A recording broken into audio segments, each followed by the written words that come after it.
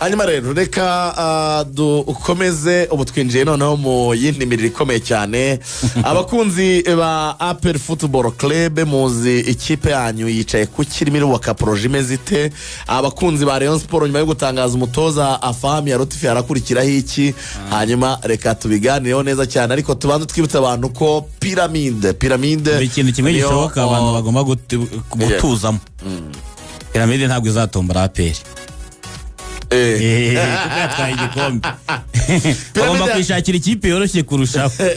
Piramide yatwaye igikombe. Bazahurira mu matsinda. Cya Champions League bahurira mu matsinda. Nyuma yo gutsinda Mamelodi bazahurira mu matsinda. Ibyo kuba yarashinzwe mu mwaka wa 2008 ikaza kwimuka ikava mu mujyi arimo ikimukira muri Cairo, ntabwo tubitindaho ahubwo tubigaruka, ubwo reka tugaruke ko yatangiye gukina imikino ya Afrika mu mwaka wa 2018 2019 hera muri preliminary round isindwa kuri finali n'ikipe ya Berkane, hanyuma irongera agaruka ntiyacika intege guhera mu mwaka wabanje jushize yatangiye gukina Champions League kuko yinjiye mu makipe abiri ya mbere mu Misiri, kandi mu Misiri basora amakipe ane, abiri akajya muri Champions League andi abiri akajya muri Confederation. Piramide yakomeje kugenda yiyubaka ihindura abakinnyi yongeramo abandi bakomeye, yatanze amafaranga menshi kuri Fisto Mayere, umusore wabaye top scorer w'irushanwa bitega 9, akaba abaye umukinnyi wa gatatu bikoze mu mateka ko yarigeze kubaho top scorer wa CAF Confederations Cup, akongera kanabaho top scorer wa Champions League, yarabikoze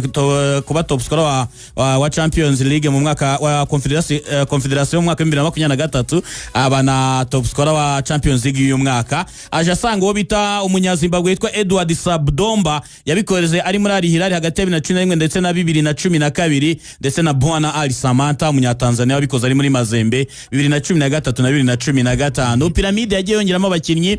Ikintu cya mbere mugomba kumenya, batandatu mu bakinnyi batsinzwe na Mamelodi Sundowns muri 2016 kuri finali ya Champions League bari mu ikipe ya Piramide ubu ngubu. Nicyo kikwereka ukuntu ekipe yubatse ishingiye ku bakinnyi bari experimenté, bagiye bakina bari muri Zamalek 2016. Izi saha bari mu ikipe ya Piramide, barimo n'ura munyezamu wakoze saves ebyiri z'ingenzi umukino wo ku mugoroba. Hambere ubwo ku Samira tujyanye ari nabyo ubwo turagenda tubihuza n'iby'iwacu ma transfer abantu bakeneye, tuganiriye muri ubu buryo.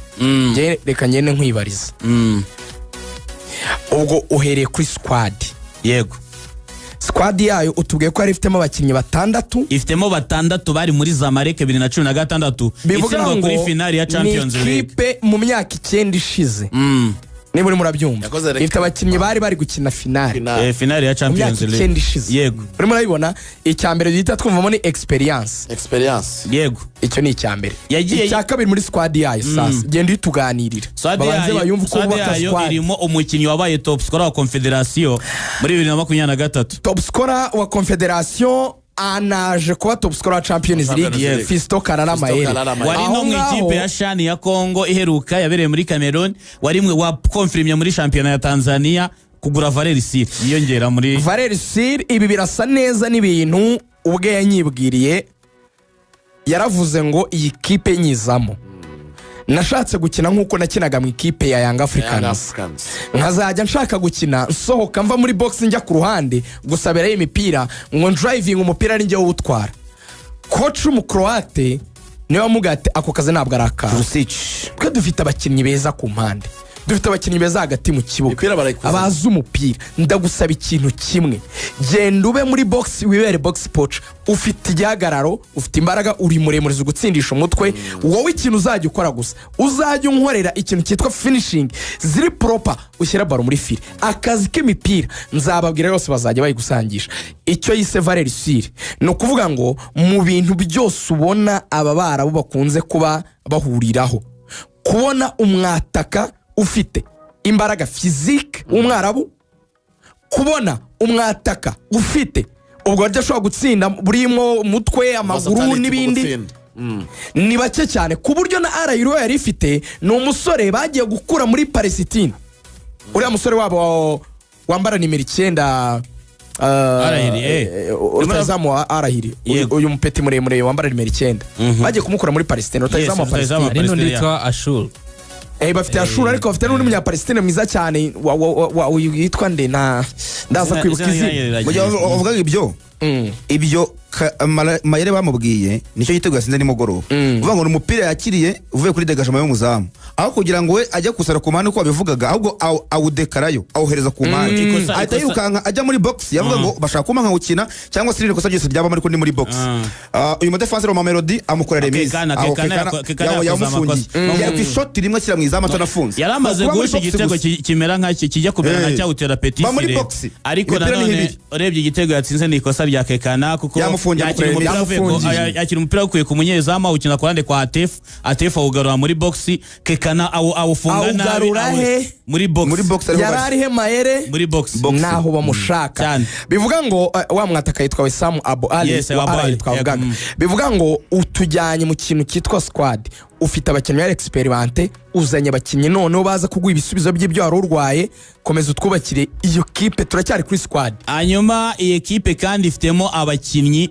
basanzwe bakina ku rwego rufatika kuko dufashe nk'urugero nivo nayo ni ikindi Mohamed Chibi ni umukinnyi uhamagarwa mu ikipe y'igihugu ya Morocco umukinnyi wa Maroc Mohamed Chibi yakinaga kabiri uruhande rw'iburyo rwabo nigo rwishema Mamelodi imipira hanyuma bafite kandi Bilal Touré umukinnyi w'ikipe y'igihugu ya Burkina Faso yabaye gatatu mu gikombe cya Afrika nta myaka 5 ishize yatsindiwe kuri finale y'igikombe cya Afrika 2023 nabo ndizima byibuka se ya indi ya Burkina Faso imwe yabanuza yaba Aristide Banks Touré ku ruti rwe rutoya cyane n'uruhara fite umupira mwinshi gukina cyane yambara karindwa cyane muri equipe ifitemo n'abakinnyi benshi bagiye bava muri za Al Ahly ndetse na Zamalek none ikagira na academy ikomeye bazamura umusore wita Ibrahim Adel Mohamed Salah yamurangiye Liverpool babaca miliyoni 25 Liverpool iragenda this season impamvu ataje gukina na APR mu Rwanda Getafe yaramushakaga iri gutanga miliyoni 17 baramwimana niyo mpamvu yari yivumbe atigeze aza gukina match hano mu Rwanda kugumana abakinnyi bafite wafata umukinnyi nka Ramazan Sobi wacha mu gihugu cy'Ubwongereza nayo ni karite ikomeye cyane bafite Fisto turi bamaze kora APR bayitsinda 3-1 Fisto yavuze ikintu kirantangaza twari kumwe na gapet ka APR ka Mamadouci Fisto aratubwira ngo haje ikipe muri France mu cyiciro cya kabiri itanga miliyoni 4 z'amayero bashaka kugura Fisto aravuga ati yari amafaranga menshi numvaga nagenda pe ikipe iramubwira ngo nubwo twakuguze miliyoni 1 y'amadolari twe ntabwo tugurisha ngo numvise nikanze bivuga ngo yahise ambwira ijambo arimbwira no mu Giswahili arambwira ngo ikibazo rero nabonye mwe mugira mu Rwanda ati kipe twakinnye twatsinze 6 yahindutse iyo dutsinze 3 nta mukinnyi n'umwe nabonye aravuga ati rero ati ikintu bakwiye gukora wasibomowe lakini waboresha iryo jambo nanabivuze muri post ngicyo ikindi kintu niba wumva ikintu barushaho kwigira mu bintu Samira tuganire nk'umuntu z'umupira wa Afrika harimo ibintu by'ingenzi harimo nivo y'abakinnyi harimo aho bagura kuko urumva igura muri Zamalek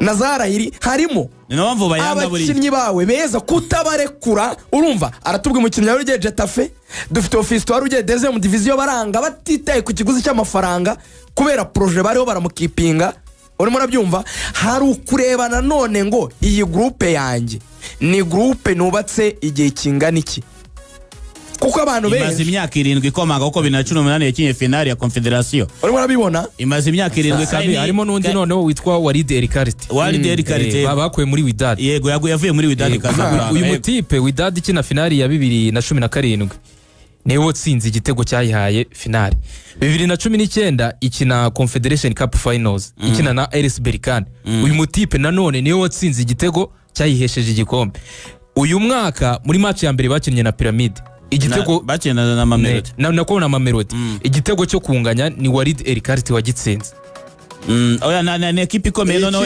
reka nsoreze ku umutoza apare ko arakinye mu rwego rukomeye muri iwabo muri Croatia yatwaye ibikombe bya shampiyona 3 muri shampiyona ya Croatia ariko na Dinamo Zagreb ibikombe 3 muri shampiyona ya Croatia 2008 2009 2010 2013 atwara igikombe cy'igihugu cya 2009 atwara na Super Coupe ya Croatia 2013 ajya muri Al Nassr mu Barabu ntabwo ari ubwa mbere yatoje muri Al Nassr atwaramo Emirates Cup ya 2019-2020 ari muri Pyramide kuva 2024 uyu n'umwaka wa kabiri bari kumwe icyo nkumenyesha nicyo kintu Peter Kenyon yigeze kuvuga Peter Kenyon yabaye director ukomeye yabaye CEO muri Man U amuba muri Chelsea yigeze kuvuga ngo abantu bajya bibeshya ko abakinnyi twaguze muri Chelsea 2004 aribo bari bakomeye.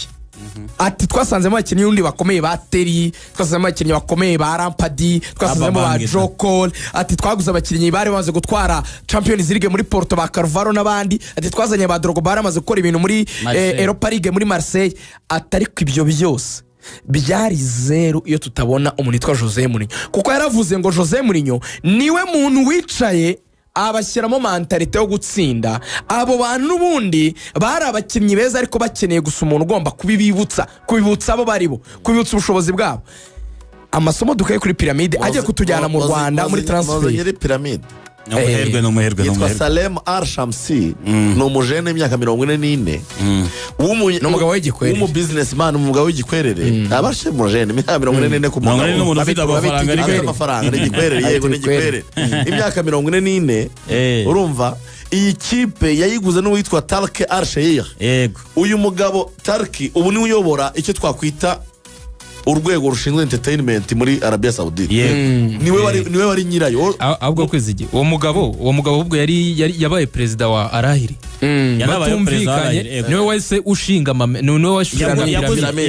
yaguze ikipe.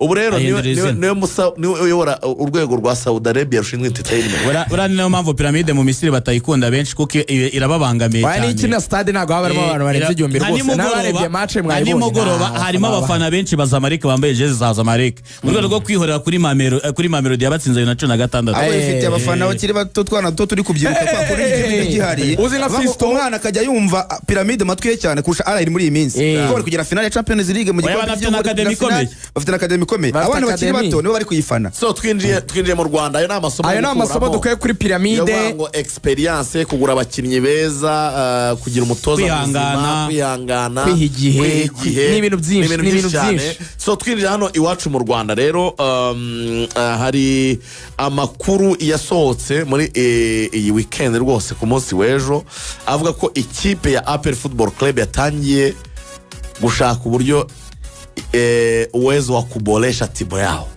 Reka dukoreshe bwa buryo bwiza bwawe bavuga ngo wasibomoe lakini waboresha, wabomoe lakini wako wanaboresha. Barimo barashaka kugira ikipe nziza kurushaho. Hari umugabo w'umugande mediateur w'umwana ukiri muto wanahembwe nk'umukinnyi mwiza mu midfielder mu gihugu cya Uganda imyaka 2 iheruka. Uyu mukinnyi ngo arinjira mu ikipe ya APR Football Club yitwa Ronald Sekiganda. Yavutse 13 z'ukwezi kwa 9 afite imyaka 21 itaruzura neza. Ronald Sekiganda akaba yari mu ikipe y'umwaka, yaba y'umwaka ndetse n'iy'umwaka ushize. Akaba yaratangiye gukinira ikipe y'igihugu ya Uganda Cranes muri 2024. amaze kwikina imikino 11 yatsinze igitego kimwe, atanga assist ebyiri. Urubuga afite imyaka ingahe? 22 ijya kuba 21 ijya kuba 22. Hari ahandi wabonye afite 29. Araho nabonye yavutse ngo muri 1995. Ariko nabonye Fresh Score nibivuga neza ashobora ko hari abakinnyi bashobora kuba bitiranwa, ariko uyu wa Villa biragaragara ko yavutse hano baramuha 29. Kuko kugira ngo ubone ko ari mutoya, uyu ni umwaka wa gatatu arimo arakina shampiyona y'icyiciro. Nanjye nayibonye 21 rwose 13 z'ukwa 9 hari undi banditseho w'95. Ariko logique irimo nanjye nagenderaho ya Samir naracyari umukinnyi mutoya. Ni mutoya yagiye muri Villa mu kwezi kwa 8 kwa 2020 avuye mu ikipe y'i Kampala ariko ikina Regional League. Ni ikipe n'icyiciro cya gatatu yitwa SATDA. Akaba yarazamutse mu mwaka wa 2019 ubwo yazamutse mu byo bita Masaza Cup. Yabaye MVP akina ikipe iyo bita Buremezi, yatsindaga Busilo atwara n'igikombe. Abantu benshi bazamutse muri Masaza Cup rero urabona twebwe tubyita Kagame Cup. Umurenge Kagame Cup. Bo noneho ntago ari imirenge y'iwabo, ni ibintu byahoza no kingdom ya kera. Yes, ni imirenge ariko yo mu bwami bwa Buganda. Ubundi ni imirenge 16 ni yazamutse mu bakibakomeye cyane bano ba Okwina Okuyayiza yazamutsemo n'abandi bakomeye bagiye bacamo bashyiramo imbaraga iriya mikino. n'abari Daucho hanyuma yaje Kaje kuba wabona mu bihembo bya Rwanda Premier League twari kumwe naramwitegereje nibuka ko afite imyaka 32 Emmanuel wibuka ko mu rushinga imyaka 32 we nawe Omar Abba no ku myaka 32 bibiri karindwi yari gukina Sekafa hari ubwo bibiri karindwi aciyemo imyaka ingahe aciye imyaka 18 okay ku muntu ufite imyaka 32 nkoyemo 18 yari gukina Sekafa oya ukora komena nyuma y'ibihembo akina ikipe y'igihugu na nyuma y'ibihembo abantu twamusanze turavuga ati ukuyemo gute oya ni 11 yari tarenze afite imyaka nyine cyane 32 bazakubaza afite 32 wavuga ko bibiri kangahe kuramo 18 nkoyemo 18 kuramo 18 arasigara 14 14 arasigara 14 ni 14 si 15 kwikomereza cyane uyu musore rero yabaye kapiteni y'ikipe ya Villa mu kwezi kwa munani kwa 2024 asimbuye Kenneth Kimela waje kwerekeza mu ikipe ya Club Afrique hanyuma ugiye kurama mu buryo buri statistique uyu musore ntabwo ari umuntu w'ibitego byinshi kuko n'umwanya we ntubimwemerera ariko ni nimero 6 kimwe abantu benshi bahurizaho ni umukinnyi mwiza wo kuri gatandatu ukontorora mediane agatanga passe zigera ahantu ashaka ko zijya akagereza no bijyanye no gukontorora umukino mu bijyanye no kuba igihe ashaka ko bihuta bakihuta yashaka ko bagenda gake nabwo akawugendesha gake bitewe nuko abishaka ugiye kumara mu masezo muri sezo ya 2021 yakinnye imikino 23 atsinda igitego kimwe atanga assist imwe 2021 yakinnye imikino 3 kwera ibibazo by'imvune 2022 yakinnye nabwo yari afite ikibazo cy'imvune ntiyigeze akina hanyuma 2023 yakinnye imikino 26 atsinda ibitego 3 atanga assist 3 anafasha ikipe ya Villa gutwara igikombe cya shampiyona hanyuma 2024-2025 yakinnye imikino 13 atsinda igitego kimwe akora assist 3 amaze igihe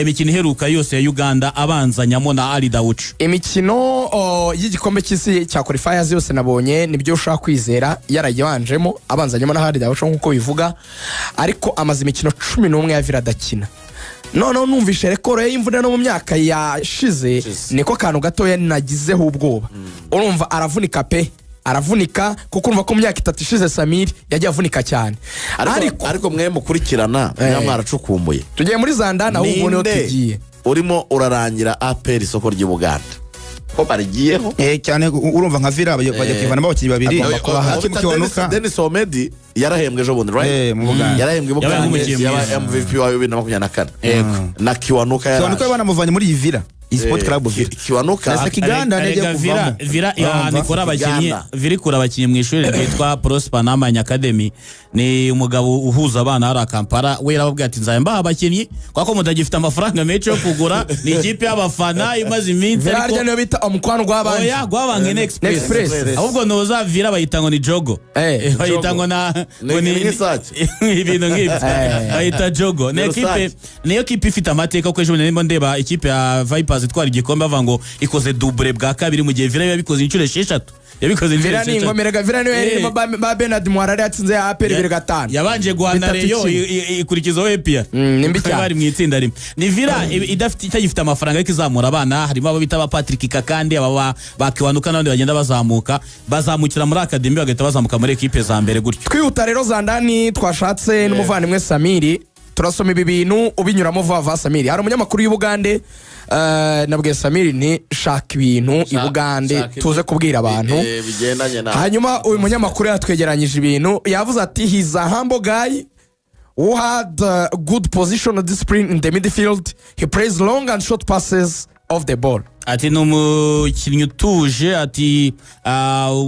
wa discipline nyinshi hagati mu kibuga ushobora gukina imipira miremire n'imigufi iki kintu ndacaninga abanyamakuru bene wacu b'Abanyarwanda nuzajya bazwa kuri mwene wanyu utitaye ku ikipe y'umutaka tujye twiga gushakiranira amarongo wari umuntu abaza umuntu wo mu Rwanda ugakamona igisinze ngo nta kintu gifite umva ukuntu umuganda avuga mwene wawe umva ukuntu amukabiriza wagira ngo ni Casemiro umva ngo he never gives his opponent a chance to breathe kandi amaze amaco 11 adakina umva uko umuganda ashakira mwene wabo amafunguro twiga gukundana Abanyarwanda ati ntajya uwo bahanganye umwanya wo guhumeka wabona ikinyarwanda cyiza amuhumekera mu bitugu cyane arakomeza ati he protects the defense well in his deep six lore ati arinda defense mu buryo bwiza ati kandi agakina gatandatu ye neza aravuga ati he dictates the game atategeka umukino. Casemiro. He's a central midfielder. He's good at passing the ball and initiating attacks. Muganda ari gushakira umukinnyi mwiza hagati ategeka umukino atetanga ati afasha mu kwataka ndetse akanatanga n'imipira neza. Umuganda ntarasoza kwizigira ati that not so much. Ati byo ntibihagije. Ati nkaho bidahagije ati he was playing for Katida FC in third division before joining Sport Club Bivra in 2022. Bivuga ngo yavuye mu cyiciro cya gatatu ahita ajya mu cya mbere atanyuze mu cya kabiri. Niyo bangiye nitari ripire ntuyibeshyeho. Ni umuntu wavuye mu cya gatatu ahita akina icya mbere. Asoza rero avuga ati aduha imibare Samir yayinyuzemo imikino yagiye akina rekoro ze z'imvune n'ibindi. Asoza avuga ati iyi transfer yavuze ati ni umukinnyi irashoboka cyane. He's a mainstay in the Uganda Cranes midfield along hard out. Ikintu cyo cyokora nakwemera nakwishimira. Ni umukinnyi regular starter muri equipe nationale y'Ubuganda. Regular starter. Niwe ufashe umwanya wari urimo Tadeo uyu muri APR. Mu yandi magambo no APR bivuze ati umusaza waritarinze cyangwa se utagikeneye muri nationale nasohoke umwana bagande bari kubakiraho muri iyo mediane yabo nazadufasha. Iyi transfer iri eminent kubera ko yatangiye kunugwanurwa mu kwezi kwa gatatu tariki 30 z'ukwezi kwa gatatu abantu baze kujya kureba article yanditswe na Eric Tony ku gihe. Icyo gihe bamuvuganaga na Alan Okelo, Ronald Sekiganda ndetse na Alan Okelo bivuga ko APR yatangiye kubaganiriza. Donc no mediateur mwiza kuri gatandatu y'ikipe ya APR amaze igihe wenda habamo inconsistence barahindura cyane ngira ngo yabafashe cyane. Ahubwo kigiye kubona ko Tadeo Ruwanga bagomba kubisikana. Oya no muri national Ruwanga ari ku mwanya yarawutakaje muri APR so kugutakaza gusa no kumurekura kuko ntabwo wazana Sekiganda ngasange ba Tadeo Ruwanga Daudara cyahari bafite Pichu bafite Frodouard. Uvuga ngo ugomba kubigenderamo byihuse cyane utakibona n'umwanya wo gukina ni Tadeo Ruwanga sinawe wenyine ushaka kugenda ariko nyine birumvikana ko ugomba guhita abisikana niwe mukinnyi wa mbere APR ushaka kuzana ariko APR ngo iri ku isoko cyane ariko izagura muri Amerika. Hanyuma muri Rayon Sport batangaje umutoza Vahami Lotfi twarabiganire cyane ku wa gatanu twafashe umwanya wo kubiganiraho mu buryo bwimbitse ariko ni ikipe ya Rayon Sport nayo ishaka kugura abakinnyi hakiri kare. Afahami Lotfi agakorana na bigiye kirekire bakabanza bakagirana ubwo bwumvane Rayon Sport ikazajya kujya mu marushanwa mpuzamahanga bamaze kumenyerana. Niyo mpamvu muri transfer nabo birimo biravuga ko hari abakinnyi babiri bagomba kwinjira muri iki cyumweru. Ni bande? Yego ku wa gatanu mu bihembo bya Rwanda Premier League nibwo hari abakinnyi benshi mu by'ukuri ku buryo n'amakuru kuyabona byasaga naho byoroshye. Nge nagize amatsiko yo kwibariza umukinnyi ku giti cye yitwa Nicolas Seboato. Ayo nkavuga ni Seboato kugira ngo wenda ananyiyumvemo cyangwa se byore kuba yambwira muvugisha mu kigande byakoro kuko njyana icyongereza rukuntu yumva ariko navuga ni umuntu wongeye gupimira tubwire nge nta kigande nzi narisuzumye nsanga nta kigande nzi nifashije umuvandimwe Ruvuyanga nabandi Ruvuyanga bayi Bugande ngwino nkwereka akantu mfasha mbariza Seboato uti nibyo koko Rayon Sport mwaravuganye Ruvuyanga rwose mu gakote ke aratambuka yitonze Ruvuyanga ura n'umuntu ugira confidence kabisa confidence bari hejuru aravuga ati n'umusekare mu bitekerezo singaya modoka nakubwira nafunze muri primaire bavuganye byinshi ariko mu byo bavuganye icyo twavanyemo kwizigira we ubwe yiyemereye ko ari kuvugana n'ikipe ya Rayon Sport yaravuga ati sindashyira umukono ku masezerano ariko turi kuvugana kandi ibiganiro bimeze neza. Iyo umukinnyi ubwe kwemereye ngo ni kuvugana n'ikipe runaka akabyemera ku giti cye akenshi abagiye gusinya pe. Nahise nshaka amakuru rero bambwira ko iki cyumweru bari gukora ibishoboka byose mu by'ukuri kugira ngo Rayon Sport kirangire amaze gusinya. Nicyo cyambere ndi kwibaza arashoje muri mukura yararangiye arashoje ya masezerano yongereye iyo Perezida Olivier ariwo ku giti cy'ubigizemo uruhare yararangiye ibere wiyita inkuru wowe ahubwo icyo ukoze ubreakinze transfer wakabikoze nk'ahanta ahubwo ukavuga ati namwibone yarya capate ebyiri ndakwinjira muri ofisi ya Rayon Sport nese urumva bitarangiye buriya transfer izagorana nigiye mu Rwanda uvuga ngo umukinnyi one afite amasezerano n'ikipe tuzi ubushobozi bwa Rayon ukavuga ati mukura sibagoye ariko rero turabizi ko ibura umuzamu kwa ko Kadime umwese ibyabaye murabizi ntabwo ari umuntu wo gukomezanya Rugaju wibuka ubushize kandi Nicolas Sebwato ni league proven yarakonfirme ko ari umuzamu ukomeye umutoza wamutozaga unamwemera yaje muri Reyo transfer nuguza detail bwa mbere byanze kujya muri Reyo yarasoje amasezerano kwiziki urabye ko ajya kongera mbere yari yarasoje ariko icyo gihe wari undi muzamu w'umugande wa mugande muri Rayon Sport murera nyine urumva ayibera gashyambwe ati turaguhereza 7 ariko dufite hari ikindi kintu kiri kugorana muri Reyo uvuga ngo umukinnyi cyangwa se umutoza kujya gusinya ariko banza kumvikana na komite iyoboye ariko na board ikabigiramo uruhare urumva hari ubwo board ivuga iti uyu tuwe tumuretse urumva ariko kuri Sebwato rwose ngo bisa n'ibyarangiye wa kabiri Rayon Sport irifuza kugabanya payroll amafaranga ya payroll byibura bakava kuri 50 bakajya nko kuri 40 kugira ngo n'izindi kugira ngo bazirinde ibintu by'ibirarane bakanifuza kandi kugabanya abakinnyi aho kugira ngo tunga abakinnyi 35 badatanga umusaruro ubwo baravuga abantu baje n'abandi bagira 25 ariko bakoreshwa niyo mpamvu mu bakinnyi kuvuga ngo yamaze kuvugana n'umwana witwa Usabimana Olivier ukina ikipe ya Marine ni vice captain w'ikipe ya Marine yabaye muri polisi pe akina kuri 7 cyangwa se 11 ngo barebye basanga kuba bahaji bagiye babasana bashobora kugenda badulayi reka tuzana umwana w'umunyarwanda usanzwe umenyere champion ubwo nuvuga ngo nubundi muri ligi yitwaraga neza tuma amasezerano nawe barambwira ko rwose Usayimana Olivier n'umuwinga kina ko ugomba gushaka imibare y'ubutaha ariko nakoze ikibazo kimwe uzanakurikirana nyine bararerewe mu ntare ku bitego yarerewe mu ntare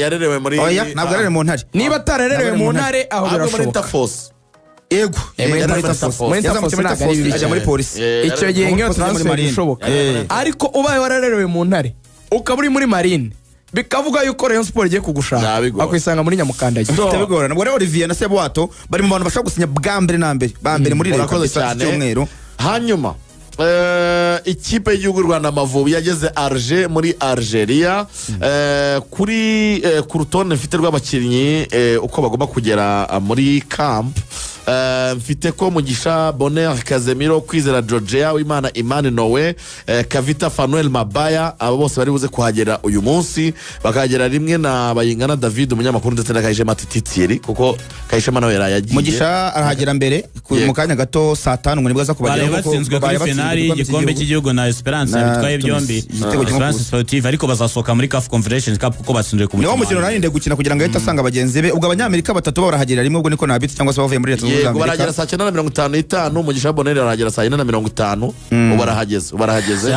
hanyuma Kayishema arahagera saa 6:55 ahubwo inkuru ikomeye ni Rafael Yoruke utaritabiriye utumwe bw'ikipe y'igihugu kuko yagombaga kuhagera ku cyumweru nawe akahuriraho na bagenzi be urabizi ko ari gukina mu gihugu cya Misiri muri ZFC ariko ntiyaje aba muri Z yaje aba mu ikipe yitwa Z ubwo ngiye ikibazo nyifitanye n'umuntu umuhamagara nawe ibindi byo kuvuga ngo ntiyaje byo n'ikindi kibazo hanakiri kutitabira ubutumire bw'ikipe y'igihugu ntanavuga impamvu ushaka kuvuga uti wenda ndararwaye ndashaka akaruhuko ntuvuga impamvu nabonye yatangaje ndifashisha koti ya Frank Peter Trosten avuga ati Sahabo ari mu cyiciro kimwe na Yoruka anteza ibibazo cyane kubera uburyo afata ibintu babashaka treatment special bari abo abantu batajya kuzamura bavuga ngo Rafael Yoruke Sahabo na Guerete ko batitabiriye rimwe wena nka Guerete yavuze ko yavunitse ariko nabo nibabyemeye barabati imvoneye ntabwo tubyemeye neza Sahabo yasabye ikiruhuko ibaza gusaba ikiruhuko shampiyona zarangiye ugavuga mu mikiruhuko gusa kandi umwanya w'ikipe y'igihugu ugezweho ugasaba ikiruhuko nta mvuno ufite kandi noneho ikintu cy'abantu bagomba kwitondera iyi windi irazwi na FIFA imikino ya FIFA ariko gukina match na Algeria tugomba kuzashaka ibintu bibiri muri iyo mupira wa Kigali ubamo ibice bibiri yego hari ibyo bashobora kuba batakoze byiza kutitabira muri national byo ni ikibazo ariko tugomba nabo kubashaka tukamenya why kubera iki buriya abari za ntari nyinshi umupira wa Kigali usanga umwana akubwira ati nge